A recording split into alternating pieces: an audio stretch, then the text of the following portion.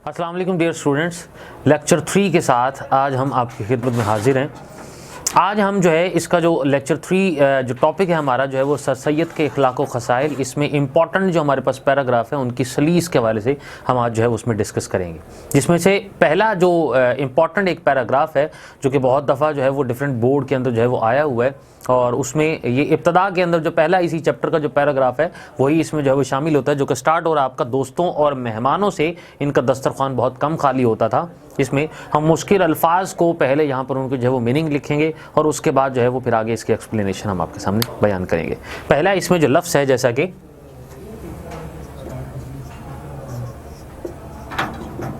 दस्तरखान है, जिसका मतलब है जी खाने की चादर। दूसरा लफ्ज़ इसमें है जो एक तलव्वुन, जिसका मतलब है जी रंगारंग।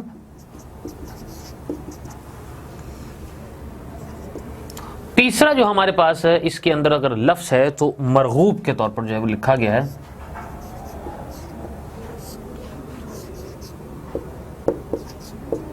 जिसका मतलब है पसंदीदा। ये तीन ही लफ्ज़ इसके अंदर तकरीबन जो है वो इंपॉर्टेंट है। अब मैं आपके सामने जो है वो इसका एक पैराग्राफ जो है उसकी रीडिंग करता हूं और उसके बाद मैं फिर आपको इसकी एक्सप्लेनेशन देता हूं। दोस्तों और मेहमानों से इनका दस्तरखान बहुत कम खाली होता था। जिस दिन कोई मेहमान ना होता वो खाना खाते वक्त बशाश ना होते थे, और जिस दिन ज़्यादा मेहमान होते उस दिन उनके घर ईद होती थी। खानों में ज़्यादातर ताद्दुद और तलव्वुन नहीं होता था, मगर खाना अमूमन बहुत उम्दा होता था। अगर किसी मौका पर खाना उम्दा नहीं मिलता था तो जैसा मिल जाता था खुशी से बग़ैर नाक मुँह चढ़ाए सेर होकर खा लेते थे। फसल की तरकारी और फवाका खसूसन आम और खरबूजे नहायत मरगूब थे। सुना है कि पहले खुराक ज़्यादा थी मगर बुढ़ापे में बहुत घट गई थी। अलबत्ता बाद खाना खाने के कोई पाव पाव सेर दूध दोनों वक्त बिला नागा जो है वो पी लेते थे। इसमें एक लफ्ज़ जो है वो तरकारियाँ का इस्तेमाल किया गया है, जिसका मतलब होता है सब्जी। अब कहा यह गया है कि इसके अंदर मौलाना इल्ताफ़ हुसैन हाली इसके अंदर सर सैयद अहमद ख़ान के आदात को बयान करते हुए ये कहते हैं कि सर सैयद अहमद ख़ान खाना बहुत ज़्यादा इतना मतलब शौक़ और मुरगन नहीं खाते थे, बल्कि बहुत ही ज़्यादा जो है वो सादा खाना उसको इस्तेमाल करते थे, लेकिन वो खाना जो है वो निहायत उम्दा होता था।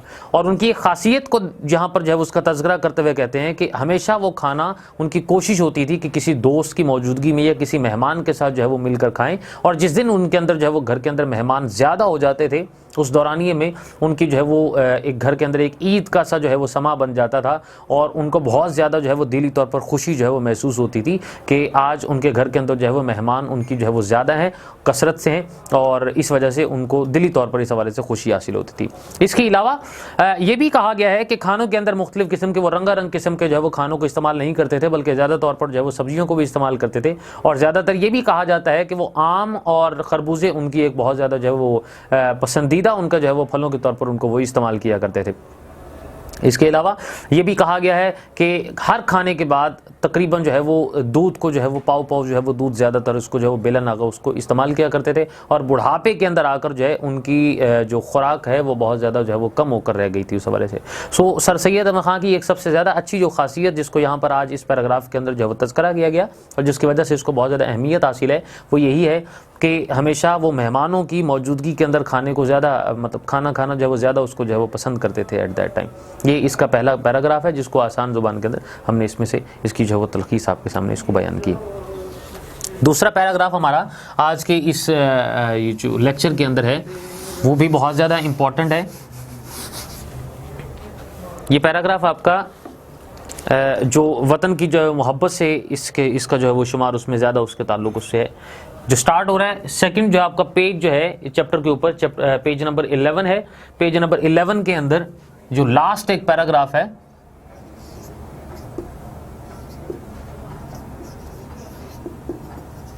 अपने वतन, यहां से ये शुरू हो रहा है और ये पैराग्राफ आपका एंड हो रहा है जी अगले पेज नंबर 12 पे नासूर बन गई तक।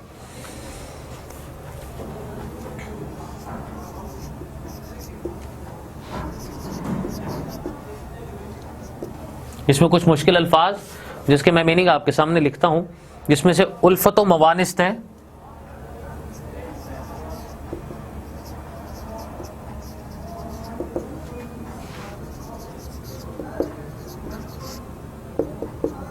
जिसका मतलब है जी मोहब्बत और प्यार। इसमें 3 अल्फाज यहां पर जो है वो इंग्लिश के लिखे गए हैं। एक लफ्ज इसके अंदर है जी आर्टिकलों, जिसको इंग्लिश में आर्टिकल्स कहा जाता है, जिसको हम कहते हैं जी मज़ामीन।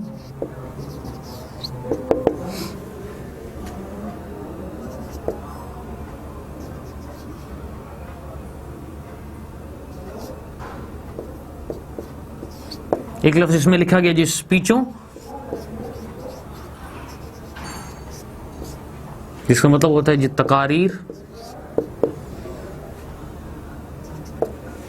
एक लफ्ज और यहां पर जो है वो लिखा गया वो लेक्चरों,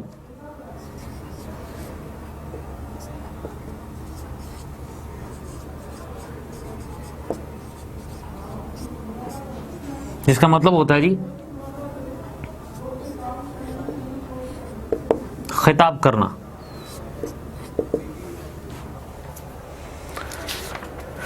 एक लफ्ज और है जिसमें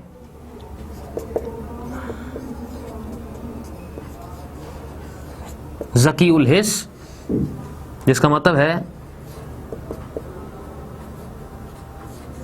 बहुत हसास। और एक आखिरी जो लफ्ज है इसकी पैराग्राफ की लास्ट लाइन के अंदर जो नासूर के तौर पर इस्तेमाल किया, जिसका मतलब है कभी ख़त्म ना होने वाला।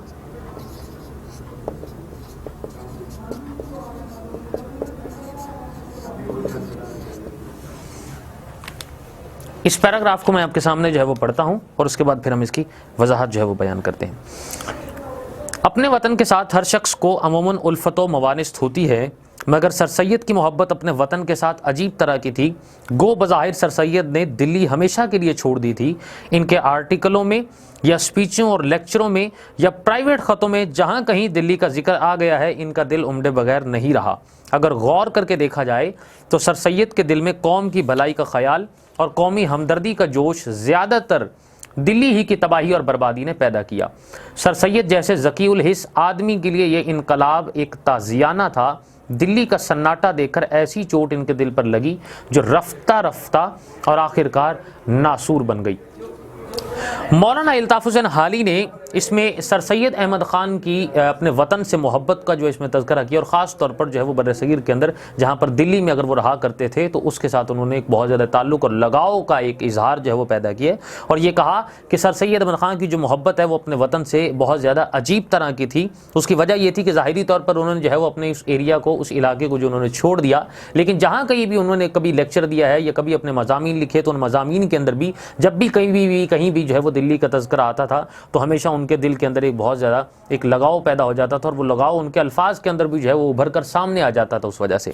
और इसके साथ साथ ये भी एक बात उन्होंने तज़किरा किया कि अपने वतन के अंदर रहते हुए अपनी ही कौम के मुसलमानों के लिए उनके दिल के अंदर हमेशा से भलाई का एक जज्बा हमेशा से पैदा रहा है। और जब भी कभी जो है वो अपनी कौम की जो है वो तबाही और बर्बादी के हवाले से वो बात सुनते या उसका कभी तज़किरा आता तो इस हवाले से हमेशा उनका दिल जो है वो बहुत ज़्यादा गमगीन हो जाता था। सो बहुत ज़्यादा वो हसास आदमी थे जो कि हमेशा एक इनकलाब की और हमेशा खुशहाली की जुस्तजू के अंदर जो है वो लगे रहें और हमेशा वतन से मोहब्बत करते हुए, वतन से लगाव करते हुए उन्होंने हमेशा अपने वतन की जो है वो बेहतरी के हवाले से सोचा है और एक इनकलाबी जो है वो कदम जो है उस हवाले से उन्होंने लिया है और जहाँ तक हो सका है उन्होंने अपने वतन के लिए और अपने वतन के लोगों के लिए हमेशा से कोशिश की है। उस हवाले से हमारे पास एक अगला जो एक पैराग्राफ है इस हवाले से जो कि बहुत ज़्यादा अहमियत का हामिल है, वो इसी के बाद इससे एक अगला पैराग्राफ इसमें से आता है जो कि उनकी अपनी ज़ाती ज़िंदगी और अपने दोस्तों के हवाले से मुंसलिक है, जिसको हम अभी आपके सामने जो है वो जिसको डिस्कस करते हैं। यहाँ पे अगला पैराग्राफ यहाँ पर जो है वो स्टार्ट हो रहा है कि जो परताओ सर सैयद का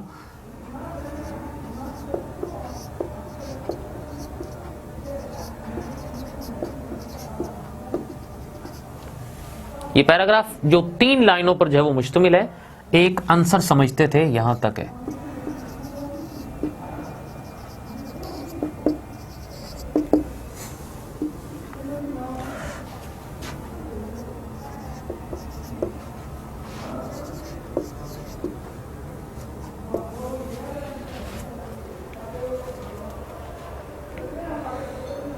इसमें एक लफ्ज़ है जी निराला, मतलब अजीब या मुनफरिद उसको जो है वो कहा जाता है।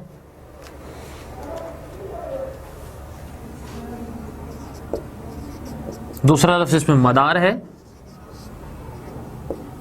जिसका मतलब है चक्कर।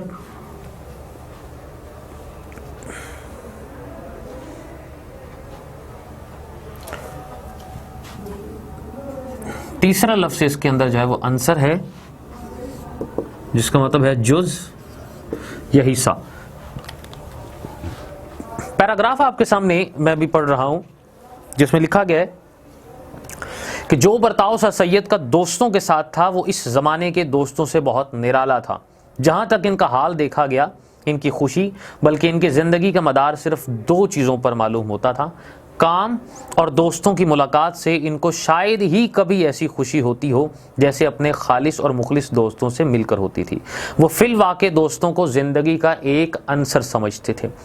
अब इसमें मौलाना इल्ताफ़ हुसैन हाली दो बातों का तज़किरा करते हैं, एक काम का और दूसरा उनके दोस्तों का।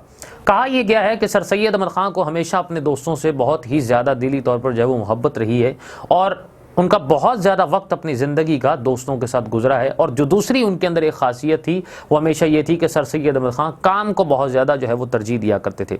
अपनी इस जो वो ख़िताब के अंदर या इस जो बात उन्होंने लिखी है हयात जावेद के अंदर, इसी में भी सर सैयद अहमद ख़ान की जहाँ बहुत सारी बातों को तज़किरा करते हैं, वहाँ पर काम के हवाले से भी उन्होंने इस बात को बहुत ज़्यादा अच्छे तरीके से बयान किया है कि सर सैयद अहमद ख़ान हमेशा मुसलसल जो है वो काम में लगे रहते थे। और ये काम की ही उनकी एक खासियत थी कि जब वो बैरून मुल्क रहे और एक किताब जो है वो उसको लिखते रहे, सो इस सिचुएशन में उनके पाँव के अंदर जो है एक बीमारी आ गई, मुसलसल जो है वो बैठे रहने की वजह से भी, जो कि उनकी एक ज़िंदगी के आखिरी दम तक जो है वो उनके साथ जो है वो रही है, ये काम की वजह से। फिर ये बात भी इस हवाले से इस बात की बहुत ज़्यादा गवाही मिलती है कि साइंटिफिक सोसाइटी जब वो उसके लिए कमरा बनवा रहे थे तो मुसलसल उसके लिए गर्मियों की जो है वो सख्त धूप के अंदर भी उनकी जो वो निगरानी करते थे और निगरानी के बाद वापस आकर आराम करने के बजाय वो काम को बहुत ज़्यादा जो है वो तरजीह देते थे। और उनकी अपनी ज़िंदगी के अंदर यही दो चीज़ें उनकी ज़िंदगी का एक अहम हिस्सा रही हैं, एक उनके दोस्त जिनके साथ उन्होंने अपना बहुत ज़्यादा वक्त गुजारा और दूसरा काम जिसको वो मुसलसल एक मेहनत, लगन और मुस्तकिल मिजाजी से